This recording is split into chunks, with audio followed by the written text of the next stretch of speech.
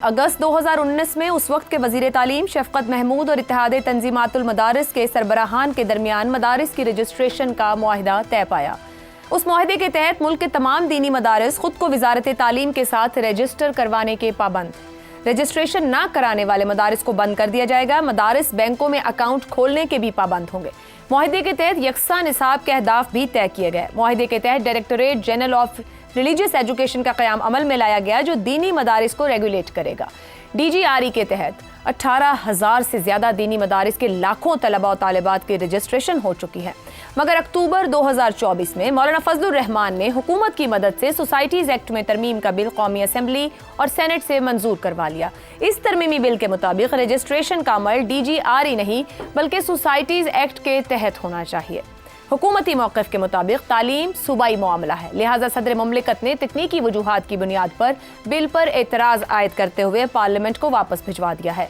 मुतादिद deadlines के बावजूद bill की मंजूरी न होने पर मौलाना फजलुर रहमान ने खफगी का इजहार करते हुए कहा है कि हम किसी सूरत दीनी मदारिस में सरकारी मुदाखलत तस्लीम नहीं करेंगे। मदारिस आज़ाद हैसियत से काम करेंगे, रियासत से तसादुम नहीं चाहते, मगर हम अपने मदारिस की आज़ादी की जंग लड़ रहे हैं। उलमा को तकसीम करने की साजिश की जा रही है। FATF, IMF, मगरिब और अमरीका मदारिस को कंट्रोल करना चाहते हैं। 17 दिसंबर को मुशावरती इजलास के बाद मुत्तफ़क़ा लाहे अमल का ऐलान करेंगे। मौलाना फजलुर रहमान ने एहतजाज की कॉल का इंदिया देते हुए कहा कि इस्लामाबाद की कॉल दी तो आप हमारा रास्ता नहीं रोक सकोगे। धमकियां मत दो, हम भागने और वापस आने वाले नहीं। जब सेनेट और कौमी असम्बली ने मदारिस बिल की मंजूरी दे दी तो सदर ने दस्तखत क्यों नहीं किए? क्या ये फ्रॉड और धोखा नहीं? दूसरी तरफ इस्लामाबाद में मदारिस की रजिस्ट्रेशन और इस्लाहात से मुताल्लिक़ उलमा इजलास में मौलाना के मौक़िफ़ के बिल्कुल बरअक्स बात की गई है।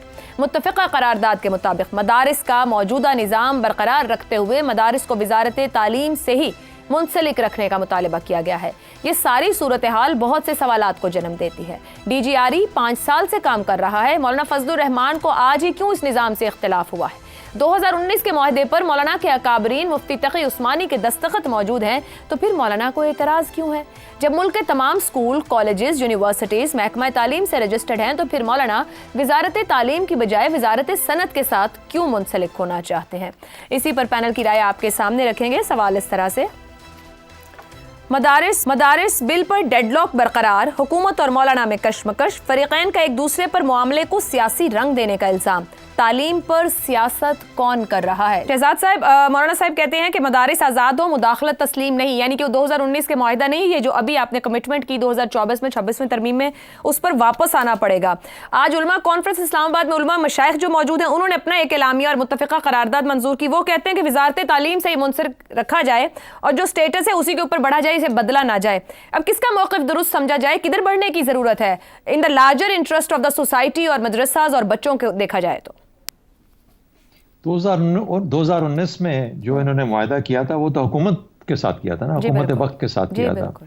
और जो 26वीं तरमीम के साथ जो मुआहिदा किया, ये किसी कुछ अशखास के साथ या किसी पार्टी के साथ किया होगा, तो फौकियत तो हुकूमत रखेगी ना। हुकूमत वक्त जो भी होगी, हुकूमत पाकिस्तान फौकियत रखेगी। ये जो कुछ वक्त है या कुछ लोग हैं या कुछ अशखास हैं या कोई पॉलिटिकल पार्टी है जिसके साथ कोई इनका मुआहिदा हुआ है, वो तो गालिबन नहीं हो सकता। इसलिए वो कवानीन को ओवररूल नहीं कर सकते, वो आइन को ओवररूल नहीं कर सकते। तो इसलिए जो चीज़ पास हुई है उसको उसी तरीके से मानना चाहिए।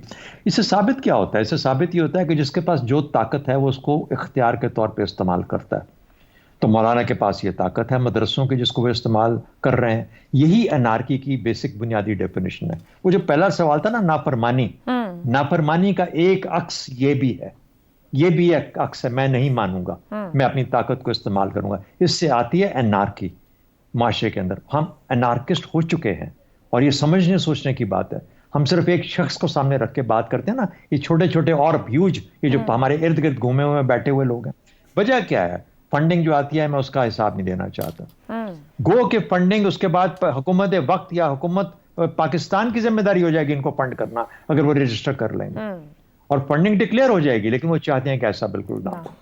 तो मेरे हाथ में ये ताकत है, मैं इसको इस्तेमाल करूंगा। और 38,000 मदरसों में से 18,000 हो चुके। उन्होंने कहा मैं हुकूमत का किसी किस्म की मुदाखलत बर्दाश्त नहीं करूंगा।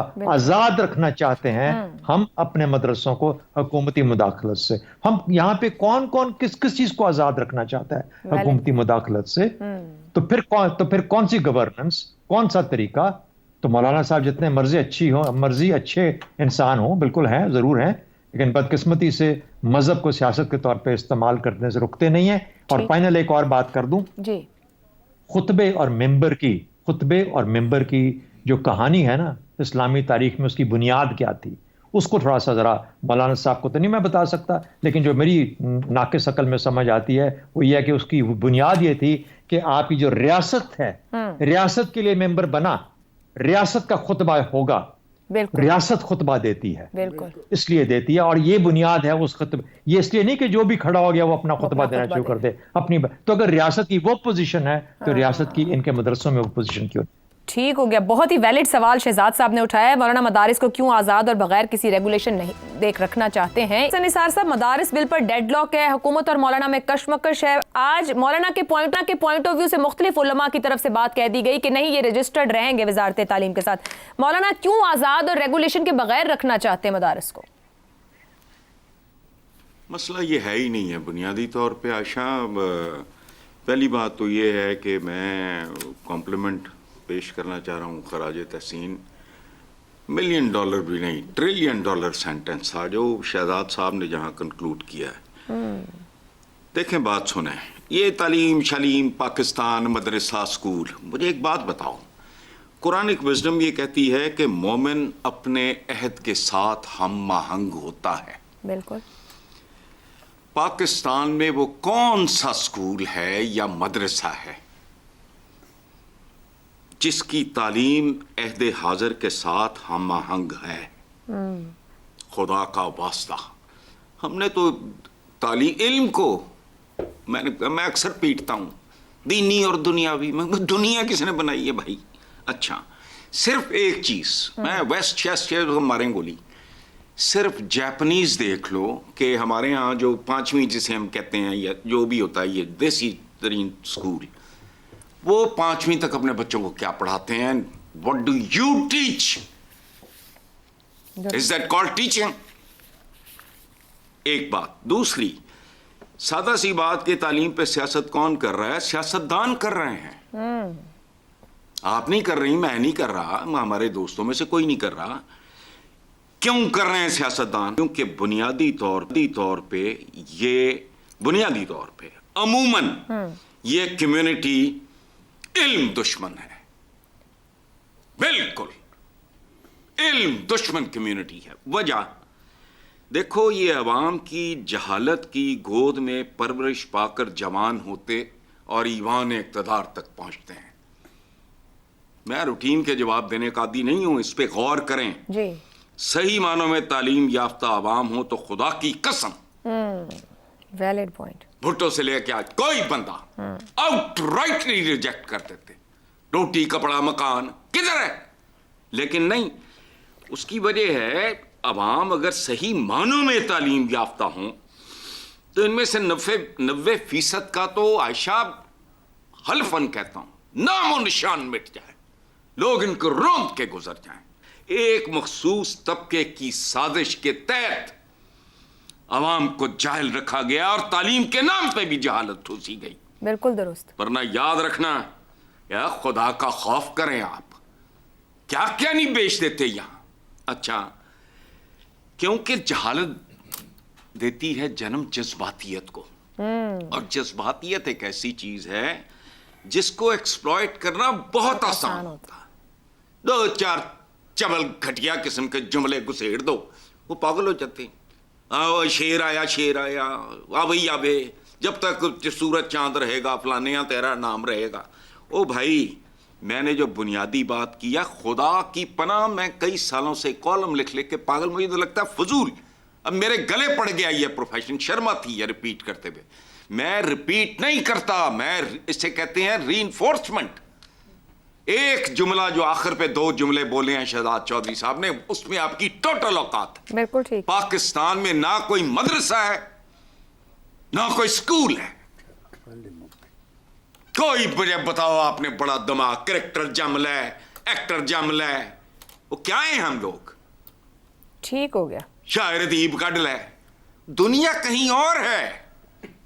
سو یہاں علم شلم مدرسہ وغیرہ کوئی اب دنیا تو کہیں اور ہے مگر ہم یہیں پر ہیں. حسن صاحب، افتخار صاحب، جو حسن صاحب کہہ رہے ہیں بس کیا موج کرنی، جب آپ ارادتاً اور منصوبہ بندی کے ذریعے جہاں عوام کا شعور اور تعلیم کا لیول یہ رکھا جائے افتخار صاحب، تو آگے بڑھنے کا راستہ تو انہی چیزوں سے نکلنا ہے. مولانا صاحب یہ کہہ رہے ہیں کہ 26ویں ترمیم پر ووٹ لے کر ہمارے ساتھ دھوکہ کیا گیا، تو کیا مولانا صاحب استعمال ہو گئے ہیں، اور کیا حکومت نے جانتے بوجھتے اتنے اہم معاملے پر وہ قانون سازی کی جو کرنے کی ضرورت نہیں تھی اس وقت؟